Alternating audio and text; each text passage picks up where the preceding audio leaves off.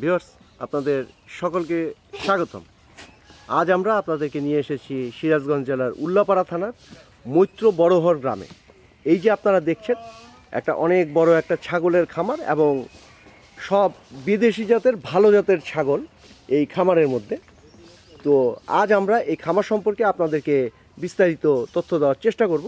তা আসুন আমরা কথা বলি এই খামারের যিনি স্বত্বাধিকারী জনাব সেলিম সাহেবের সাথে। আসসালামু আলাইকুম। ওয়ালাইকুম আসসালাম রহমতুল্লাহ। আচ্ছা সেলিম ভাই, এই খামারটা আপনি কবে থেকে শুরু করছেন? খামারটা শুরু হয়েছে প্রায় 10 মাস চলতেছে। 10 মাস আগে সর্বপ্রথম আমি 3টা ফিমেল নিয়ে আসি আর কি। আচ্ছা। এই 3টা ফিমেল নিয়ে আসার পরবর্তীতে ঝামেলা হয়ে যায়, আমার মেল থাকে না। এর বীজ তো সরকারিভাবেও আসলে পাওয়া যায় না। হ্যাঁ। যেমন গরুতে আর্টিফিশিয়াল ইনসিমিনেশন করে, এখন ছাগলেও এরকম করে, কিন্তু বর্তমানে এই জাতগুলোর সিমেন্টগুলো এখনো সরকারিভাবে দেওয়া হচ্ছে না। তো পরবর্তীতে আমি আবার বাচ্চাটা নিয়ে আসি রাজস্থান থেকে। তো ওইখান থেকেই আমার সূত্রপাত অদ্যাবধি পর্যন্ত। তো বর্তমানে আমার খামারের মানে অবস্থা তো আপনারা দেখতে পাচ্ছেন আর কি।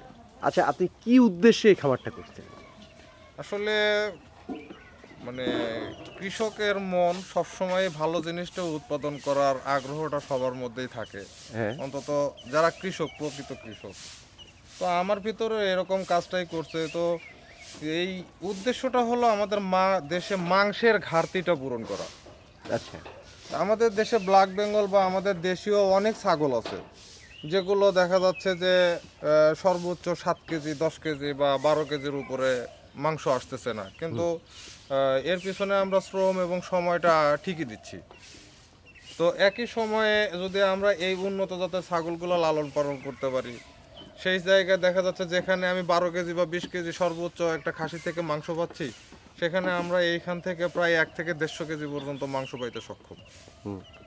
তো এই 20 কেজির জায়গায় যদি আমি 150 কেজি তো উন্নত করতে পারি, তাহলে অন্তত 130 কেজি কিন্তু আমি একই টাইমে বাংলাদেশকে বেশি দিলাম বা আমার দেশের জনগণকে আমি বেশি দিলাম। আর পাশাপাশি এই 20 কেজি 22 কেজি একটা ছাগল যে মানে মাংস দিচ্ছে, এরকম একটা খাসির দাম মনে করেন 22 থেকে 30 হাজার টাকা পর্যন্ত বেচা কেনা হয়। তো ওই একই টাইমে যদি আমার 1 থেকে 150 কেজি বা 200 কেজি ওয়েটের একটা ছাগল আমি খাসি তৈরি করতে পারি, আমার কিন্তু খরচটা একই যাচ্ছে, ঘাসই খাচ্ছে বা সাথে কিছু দানাদার খাবার খাচ্ছে। ও আমার 14 মাস থেকে মানে 24 মাসের ভিতরে আমাকে 150 কেজি 200 কেজি মাংস দিচ্ছে। এও আমার 14 মাস থেকে 24 মাসের ভিতরে আমাকে 20 কেজি মাংস দিচ্ছে। তাহলে মাঝখানে ডিফারেন্সটা হয়ে গেল কত? আমাদের বাংলাদেশটা ক্রমবর্ধমান জনসংখ্যার একটা দেশ, সেখানে যেরকম প্রতিনিয়ত মানুষ বাড়তেছে, আমাদের জন্মের হার বেশি। সেক্ষেত্রে যখন একটা মানুষ একটা এলাকায় যখন মানে মানুষ জন্ম নিচ্ছে, এরা বড় হচ্ছে, এই জমিটা কিন্তু যখন বসতবাড়ি ভিটা করতে যায়, আমাদের কিন্তু বসতি মানে আবাদি জমিটা কমে যাচ্ছে। তো একদিকে আমাদের খাদ্য ঘাটতির জন্য আবাদি জমি কমে যাচ্ছে, একদিকে জনসংখ্যা বাড়তেছে। তাইলে আমাদেরকে অল্প জায়গায় কিভাবে অধিক ফসল ফলাইতে হয়, অধিক ফলন আনতে হবে, সেই জিনিসটা আমাদেরকে এখনই ভাবার সময়। আমরা যদি এখন থেকে এটাকে চিন্তা না করি, তাহলে ভবিষ্যতে আমাদের কপালে আরো দুঃখ অপেক্ষা করতেছে। আচ্ছা, আপনি যে খামারটা করছেন, এটা কতটুক জায়গার উপরে এই খামারটা করছেন? আমার টোটাল জায়গা আছে এখানে 20 শতক, তার মধ্যে 10 শতক আছে পুকুর। না, এই খামারটা কত বাদ করে? বাকি 10 শতকের ভিতরে আমার 3 শতক আছে খামার, আর 7 শতক মনে করেন বাগান। আচ্ছা, বাগান মানে চড়ানোর জন্য। জি জি। আচ্ছা, আপনি কয়টা দিয়ে শুরু করছিলেন? আমি সর্বপ্রথম 3টা ফিমেল আনি রাজস্থান থেকে, আমার এক মানে রিলেটেডের মাধ্যমে। হ্যাঁ। পরবর্তীতে আর একটা মেল নিয়ে আসি আর কি। এই মেল নিয়ে আসার পরে 4টে হয়, এই 4টা থেকে শুরু করে আমি 6 মাসের মতো লালন পালন করি প্রথম। এই 6 মাসে আমি আসলে মূলত বুঝে নিছি যে আমার এই প্রজেক্টটা থেকে লাভবান আমি হইতে পারবো না লস হবে। হ্যাঁ। তার কারণ ছাগলের খামার নিয়ে অনেক মন্তব্য আমি অনেক জায়গায় শুনছি আমি খামার করার আগে, যে একজন 10 লাখ 12 লাখ টাকা লস হয়ে গেছে। তো যদি লসই হয়, তাহলে তো সেই জায়গাটা বা সেই জিনিসটা নিয়ে কৃষকের ধরে থাকা ঠিক না। আমি রিসার্চ শুরু করি এবং শুরু করার পরে দেখি যে কথাগুলো আমার কানে আসছে, এখানে নেগেটিভ পজিটিভ দুইটাই আছে। একটা হলো আমরা যদি পরিকল্পিতভাবে খামারকে সাজাইতে না পারি, খাদ্য ব্যবস্থা এবং বাসস্থানের ব্যবস্থা যদি আমরা দিতে না পারি, তাইলে আমাদের মনে করেন ছাগলের খামারে লস অবধারিত। আর দ্বিতীয়ত হলো, যদি সেটাকে পরিকল্পিতভাবে সাজানো যায় এবং খাদ্যের ব্যবস্থা যদি ঠিকঠাক মতো থাকে, মানে আমি যে সিস্টেমে খাবারটা খাওয়াচ্ছি অর্থাৎ খাবারের কস্টিংটা কমায় নিয়ে আসা, যদি সেটাকে পরিপূর্ণভাবে পরিকল্পিতভাবে করতে পারে তাহলে ছাগলের খামার থেকে ব্যাপকভাবে লাভবান হওয়া সম্ভব। আচ্ছা, এই যে আপনি খাবারের বিষয়টা বললেন জি যে আপনি এটাকে কস্টিংটাকে কমায় আনছেন, জি জি এটা কিভাবে করছেন?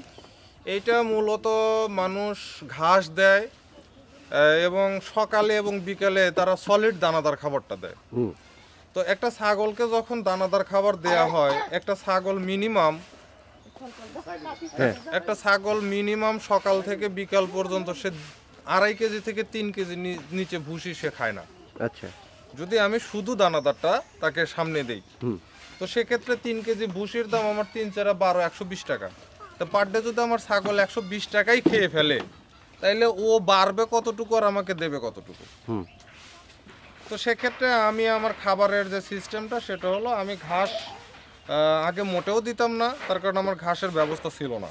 এটা হলো প্রথম কথা। যে একটা প্রবাদ বাক্য আছে, কয় তুমি ইলিশ মাছ খাও কি না? কয় না, খাই না। কয় কেন খাও না? কয় আমি পাই না তাই খাই না।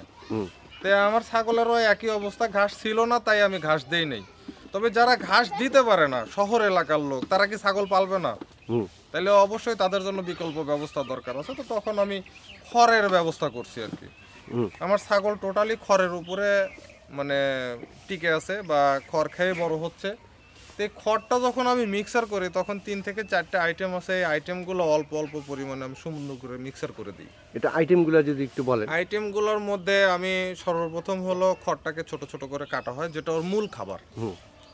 তার পরবর্তীতে খোল, মানে এটা হলো সরিষার খোল। সরিষার খোল হালকা পরিমাণে মানে পানি দিয়ে গোলায় রাখা হয়, যেটা খুবই পাতলা।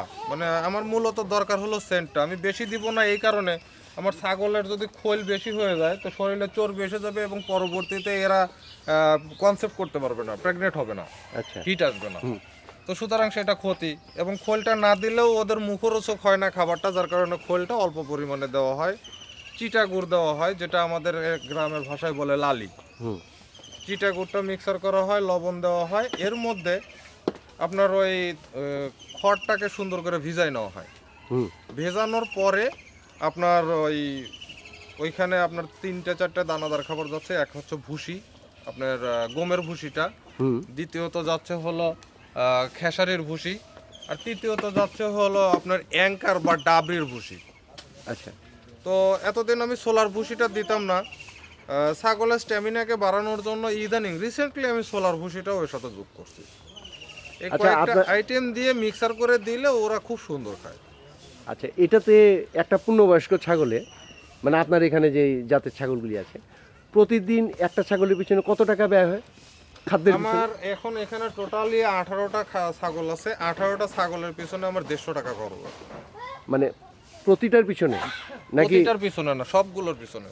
18টার পিছনে মাত্র 150 টাকা? 150 থেকে 180 টাকা সর্বোচ্চ প্রতিদিন? প্রতিদিন। এত অল্প পয়সায়?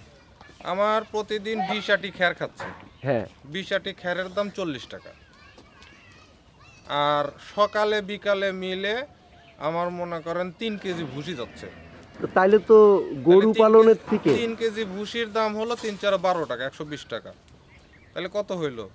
140 টাকার হিসাব। আর লালি বা খোল এগুলো দিয়ে মনে করেন 10-15 টাকা 20 টাকা যায়।